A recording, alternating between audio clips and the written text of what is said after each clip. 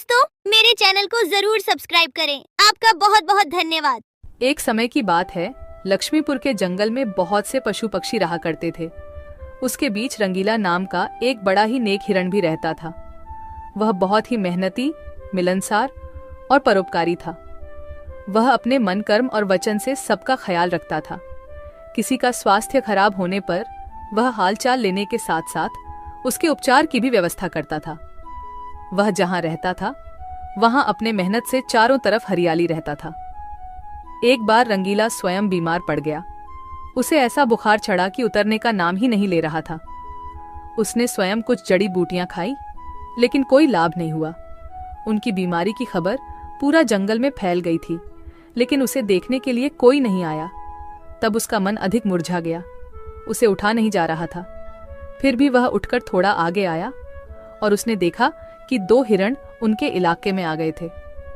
वह उनके बड़ी बड़ी हरी हरी घास खा रही थी। उन्होंने जब रंगीला को देखी तो मुस्कुराने लगी। अरे रंगीला, कैसी है तुम्हारी तबीयत? हम लोग तो तुमसे ही मिलने आए हैं, तुम्हारा हालचाल जानने आए हैं। हाँ रंगीला, मैंने सुना तुम्हारी तबीयत बहुत खराब है, तो हमसे रहा नहीं गया, इसीलिए चले आए हैं। अब बताओ, कैसी तबीयत है तुम्हारी? तबीयत में कुछ सुधार नहीं आया है, अब कोई दूसरी दवा लेनी पड़ेगी। हाँ हाँ, अच्छी दवा लेना और अपनी ख्याल रखना। अब तुम आराम करो, हम चलते हैं। रंगीला मुड़कर अपनी घर के तरफ चला गया और इधर दोनों हिरण फिर से रंगीला के इलाके के हरे हरे घास खाने लगी। हमने इस जगह के बारे में जितना सुना था उससे कहीं ज्यादा पाया। रंगीला ने बड़ी मेहनत से ये गुलशन सजाया है। चारों तरफ हरियाली ही हरियाली है। देखकर और खाकर तबीयत खुश हो गई। अभी पेट भरकर खा लेता हूँ, फिर कल रंगीला से मिलने के बहाने आ जाऊंगा। हमें रंगीला से क्या काम, हमें तो यह हरियाली खींच लाई है।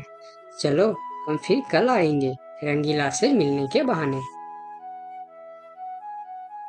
जब दोनों हिरण का पेट भर गया तब वह वहां से चले गए और अपने इलाके में जाकर वह रंगीला के इलाके के हरे हरे घास के बारे में तारीफ करने लगे। अरे भाई, यहाँ सूखे घास खाकर पड़े हो, वहाँ जाओ रंगीला के दरबार में, रंगीला का हालचाल पूछो और पेट भर के हरे हरे घास खाओ। बहुत अच्छा है रंगीला, उसके बीमार होने पर भी हमें हरे हरे घास खाने के लिए मिल रहे हैं। रंगीला बहुत अच्छा है, बड़ा ही नेक हिरन है। उसके बीमार होने पर भी हमें हरे हरे घास खाने के लिए मिल रहा है। इससे अच्छी बात और क्या हो सकती है। वहां बहुत सारे हिरण की टोली बन गई। वह सब रंगीला के पास पहुंच गए और रंगीला का हालचाल पूछने लगे। पहले तो रंगीला को इस बात की बहुत खुशी हुई कि कितने सारे लोग इनके हालचाल पूछने आ गए, लेकिन उसके बाद का नजारा देखकर रंगीला का सर चकरा गया। सारे हिरण उनके इलाके के घास खाने में जुट गए थे। कुछ हिरण तो फल भी खा रहे थे। उनके पास सर उठाकर इधर उधर देखने की भी फुर्सत नहीं थी। रंगीला बेचारा मन ही मन सोचने लगा कि यह लोग मेरे पास 2 घड़ी भी नहीं रुके और घास खाने में जुट गए। अगर यही हाल रहा तो मेरे इलाके के सभी घास खत्म हो जाएंगे, मेरे खाने के लिए भी कुछ नहीं बचेगा। लेकिन उसके थोड़ा देर बाद ही उनका मित्र भालू वहां आ गया। उसके आने में देर हो गया था।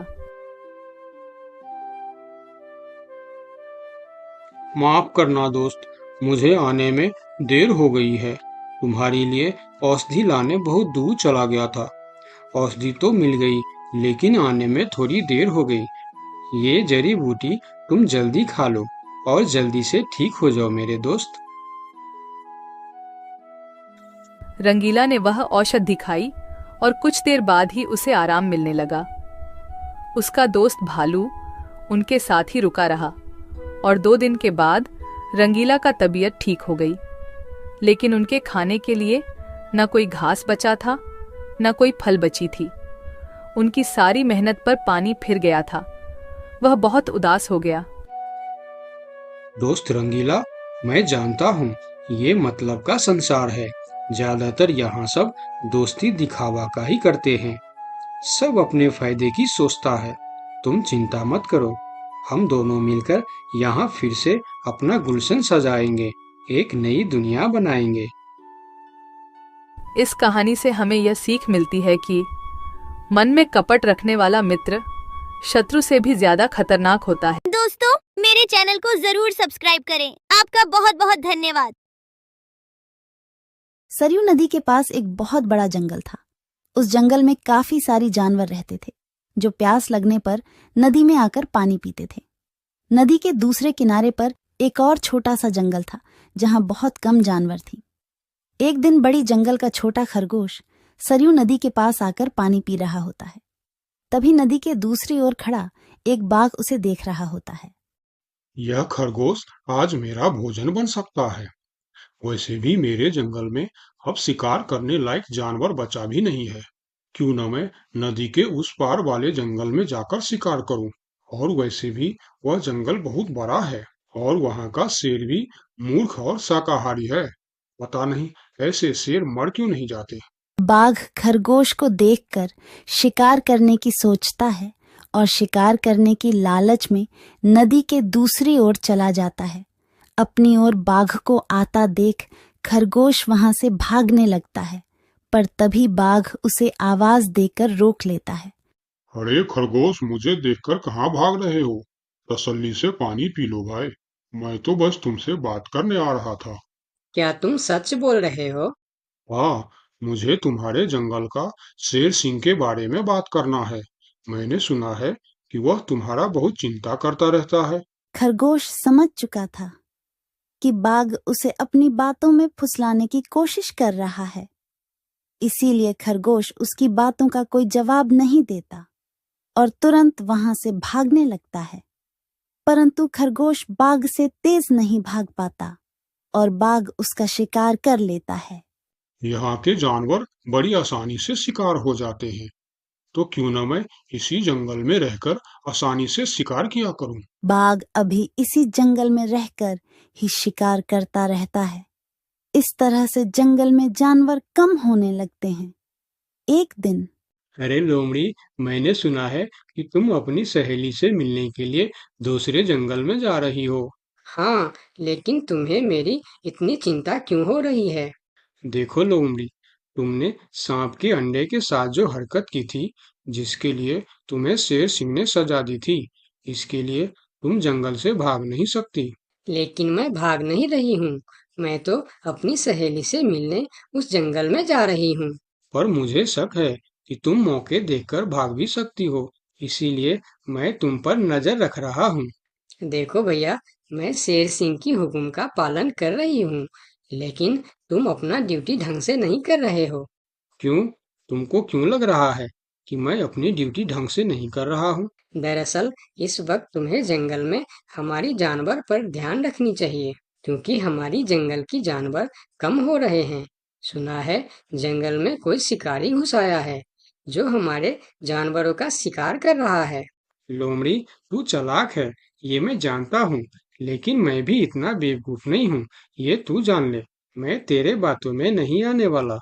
याद रखना, अगर आज तुम मेरे बातों पर यकीन नहीं करोगे तो तुम भी किसी दिन कोई शिकारी जानवर का शिकार बन जाओगे।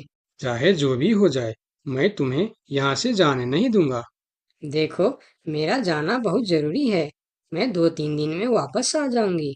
मुझे जाने दो। ठीक है, मैं तुम्हें जाने दूंगा, लेकिन मेरा एक शर्त है। शर्त? कैसी शर्त? यही कि तुम्हें उस जंगल के थाने में जाकर रोज हाजिरी देनी होगी। मुझे मंजूर है। लोमड़ी को पता था कि जंगल से जानवर कम हो रहे हैं, इसीलिए वह हाथी की शर्त मानकर वहां से चली जाती है। वहीं दूसरी ओर हाथी जंगल की निगरानी करने लगता है। तब दिखता है कि जंगल से कुछ खरगोश गायब है। इस चिंता में कई खरगोश आपस में बात भी कर रहे होते। देखो भाइयों, हमें सावधान रहना होगा, क्योंकि जंगल से खरगोश गायब हो रहे हैं। हाँ, लेकिन इस बात का फरियाद हमें शेर सिंह को करनी चाहिए। तभी खरगोश की बात सुनकर हाथी उनके पास आता है। क्या हुआ है भाई? तुम सब आपस में क्या मीटिंग कर रहे हो?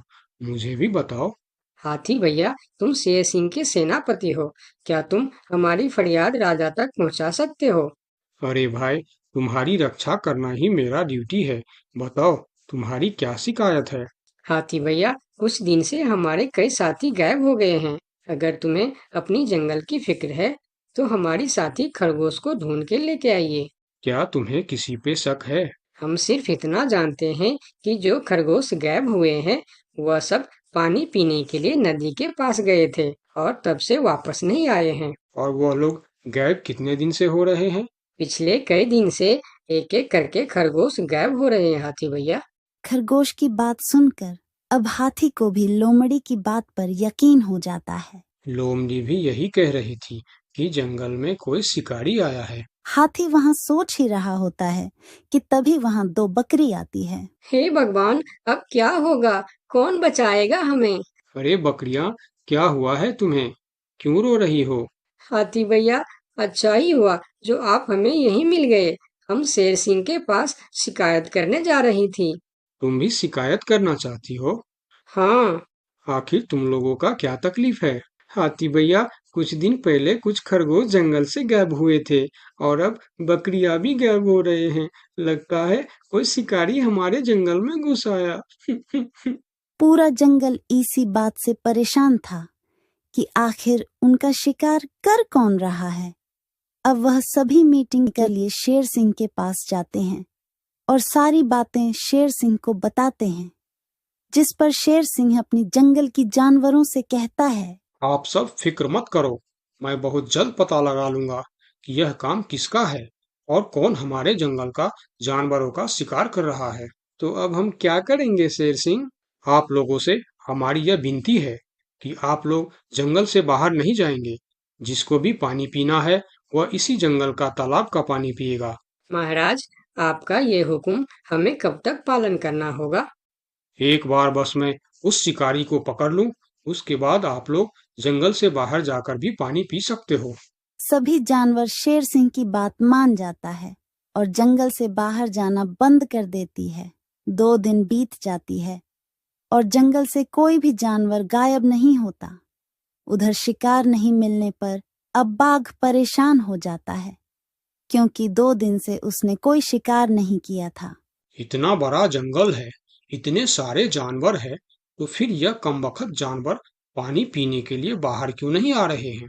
2 दिन से मैंने कोई शिकार नहीं किया, भूख के मारे मेरी जान निकल रही है। लगता है अब शिकार करने के लिए नदी का किनारा छोड़ जंगल के अंदर जाना पड़ेगा। आखिर मैं भी तो देखूं, इस जंगल में सभी जानवर आखिर गायब कहाँ हो गए हैं। अब देखता हूँ मुझसे कैसे बचते हैं इस जंगल के जानवर। इतना बोलकर बाघ छुपकर जंगल के अंदर घुस जाता, जहां वह देखता है एक बकरी घास खा रही होती है। उस बकरी को घास खाता देख बाघ पीछे से उस पर हमला कर देता है और उसे मारकर अपने साथ जंगल से बाहर ले जाता है। ये सब एक दूसरी बकरी देखती रहती है। अच्छा, तो ये बात है। अभी मैं जाकर शेर सिंह को बताती हूँ। फिर बकरी सभी जानवरों को इकट्ठा करके शेर सिंह के पास पहुंचती है। महाराज, हमारे जंगल में दूसरे जंगल का बाघ घुस आया है और वही हमारे जंगल में शिकार कर रहा है। महाराज, वह बहुत तेज और बहुत दुष्ट शिकारी है। उसने हमारे सामने ही हमारे साथी को मार डाला, जो मैंने अपने आंखों से देख के आया हूँ। महाराज, अब आप कुछ कीजिए महाराज, नहीं तो हमारे प्रजाति खत्म हो जाएंगी।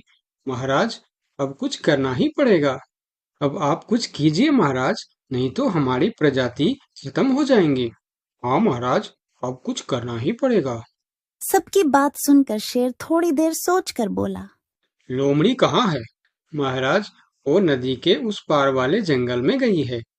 शेर सिंह लोमड़ी के मदद से बाघ को पकड़ने का मन ही मन प्लान करके बोला, देखो, इस जंगल का जानवरों का रक्षा करना हमारा पहला कर्तव्य बनता है और मैं आप लोगों की रक्षा जरूर करूंगा। बस आप सबको मेरा साथ देना होगा। जैसे मैं बोलूंगा वैसे आप सबको करना होगा। हाँ, हम सब तैयार हैं महाराज।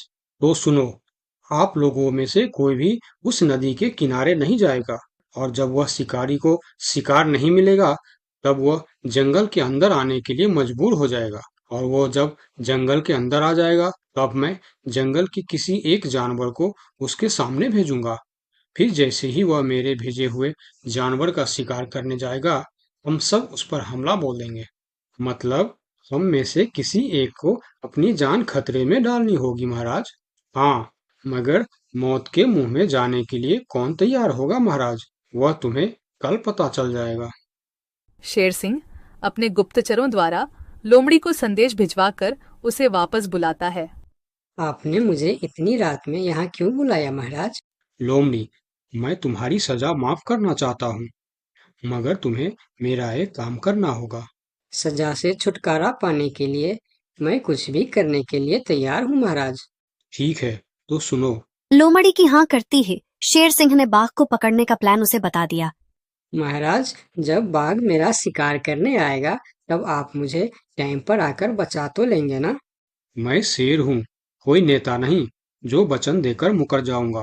तुम निश्चिंत रहो, तुम्हें कुछ भी नहीं होगा। अगले दिन प्लान के अनुसार लोमड़ी नदी के किनारे जाता है। शिकार को आता देखकर बाघ खुश हो जाता है। वाह, आज मुझे पेट भरकर खाना मिलेगा। शिकार के नजदीक आते ही मैं उसे मार दूंगा। लोमड़ी डरते डरते नदी के किनारे पहुंच जाता है।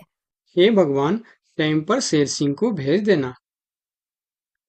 कैसी हो लोमड़ी? मैं ठीक हूँ बाघ भाई। अभी तो तुम ठीक हो, लेकिन थोड़ी देर बाद ठीक नहीं रहोगे। क्या मतलब? मतलब ये कि मैं अभी भूखा हूँ, और जब मैं भूखा होता हूँ तो किसी का भी शिकार कर लेता हूँ। इतना बोलकर जैसे ही बाघ लोमड़ी की तरफ जाता है, वो शेर सिंह के जाल में फंस जाता है और वहां सारी जानवर आ जाता है। बाघ, तू शिकार के लालच में मेरे चंगुल में फंस गया है। अब तेरी कहानी खत्म। तुमने मुझे धोखा दिया शेर सिंह। जैसी करनी वैसी भरनी, मुहावरा तो तूने सुना ही होगा। बाघ, तू सबको धोखे से मारता था, इसीलिए मुझे तुम्हें भी धोखे से मारना पड़ा। मुझे माफ कर दो शेर सिंह, मैं हमेशा के लिए जंगल छोड़कर चला जाऊंगा। तूने हमारे जनता पर अत्याचार किया है, अब तुम्हें इसका हिसाब चुकाना पड़ेगा। साथियों, अपना बदला ले लो। शेर सिंह की आज्ञा मिलते ही सारे जानवर उस बाघ पर टूट पड़ता है। इस तरह से शेर सिंह अपने चालाकी और सूझबूझ से अपने जंगल के जानवरों की रक्षा करता है। इस कहानी से हमें यही सीख मिलती है कि धोखे का अंजाम धोखा ही होता है